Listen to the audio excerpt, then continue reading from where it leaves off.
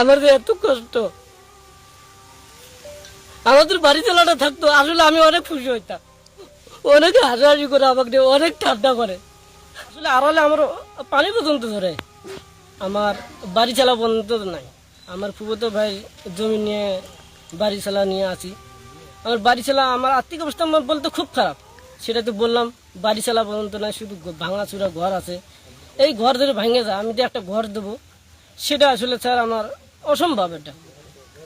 এটা আল্লাহ পাকের ইচ্ছায় আমি অনেক টেনশনে থাকি, এই জন্য এগুলা যন্ত্রপাতি আমি কিনছি। কিনা মনে কষ্ট, মনে আবেগ থেকে কষ্টগুলো আনন্দ দেওয়ার জন্য, চোখ দিয়ে যেন পানি না ধরে আড়ালে। আসলে আড়ালে আমার পানি পর্যন্ত ধরে, এই কারণে আমি ভিডিওগুলো বানাই। তো বাংলাদেশে যত চর অঞ্চল আছে, অসহায় লোক আছে, সবাইকে দেখতে হবে।